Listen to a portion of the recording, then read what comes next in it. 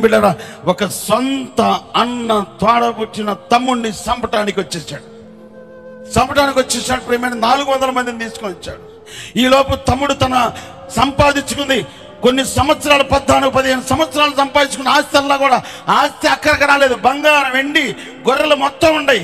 ఈ లోపు అన్న వస్తున్నాడు చంపటానికి, ఈ లోపు మామ వస్తున్నాడు. జరిగిన విషయం ఏంటో తెలుసా?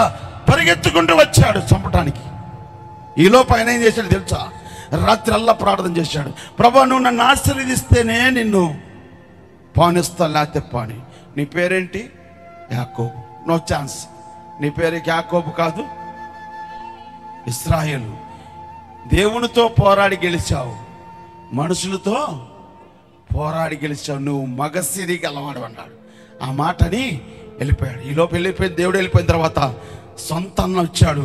చంపటానికి వచ్చిన అన్న వచ్చి మెడ మీద పడ్డాడు. ఒక్క విషయం చెప్తా, పరిగెత్తుకుంటూ వచ్చాడు. చంపటానికి వచ్చిన ఆత్మ చంపకుండా ఎవరు ఆపారంటే ప్రార్థనా శక్తి. ఈ వ్యక్తి రాత్రల్లా దేవుడితో గడిపాడు. దేవుడు దర్శించి వెళ్ళిపోయాడు. వెళ్ళిపోయిన తర్వాత దేవుడి శక్తి నింపబడింది. ఎప్పుడైతే తను సమీపించడానికి, చంపటానికి వచ్చాడో, ఇతరుల్లో చంపాలని నరహత్య ఆత్మ ఉంది. ఈ ఆత్మని తను చేసిన ప్రార్థన ఎంట్రన్స్ దగ్గరికి వెళ్తూ ఉంది.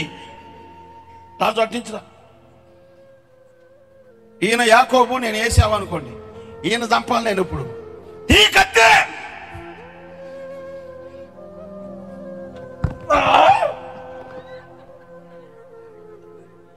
కత్తులే.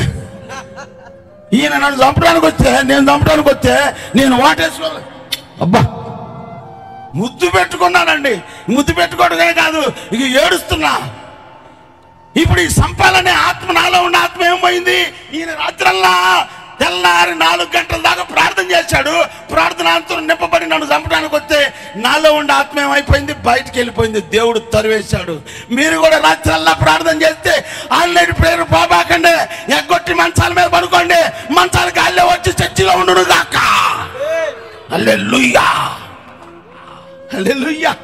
ఒక రోజన్నా ఆలకించబోతానని ఎదురు చూస్తున్నానన్నా.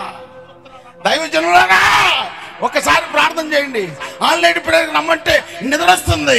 ఆన్లైన్ ప్రేయర్ రమ్మంటే ఒళ్ళు నొప్పులు వస్తున్నాయి.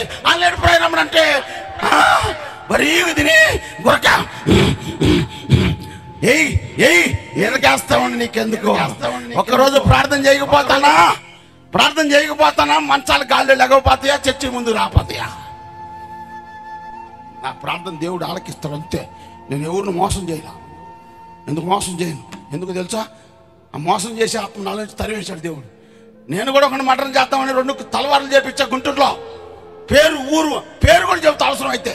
డొంక రోడ్డు చంద్రశేఖర్ గారు అల్లుండి, అది కూడా చెప్తా. సహోదరి కుటుంబంలో పుట్టాడు. వాడిని చంపాలని కోరిక. ఎందుకు తెలుసా? వాడికి డబ్బులు తీసుకుని వాడిని చంపాలి నేను? ఎంత దురాత్మని ఆత్మ ఉంది నా దగ్గర. ఈ ఆత్మను ఎవరు తరివేశాడు చెప్పండి? సొంత తమ్ముని చంపడానికి నేను వస్తే వాటేసుకోగానే తమ్ముళ్ళలో ఉన్న ఆత్మ నాలోకి వచ్చింది. నాలో ఉన్న ఆత్మ దయ్యం బయటికి వెళ్ళిపోయింది.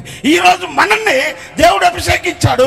అలాంటి నరహత్య చేసేవారి ఆత్మను బయటకు వెళ్తానికి వీళ్ళ తల్లిగారు చేసిన ప్రార్థన, సంఘం చేసిన ప్రార్థన, సేవకులు చేసిన ప్రార్థన, ఇట్లా ఉన్న దురాత్మ బయటికి వెళ్ళిపోయింది. కారణం నరహత్య చేసే ఆత్మ ఏమైపోయింది ప్రార్థన చేస్తే? చెప్పండి.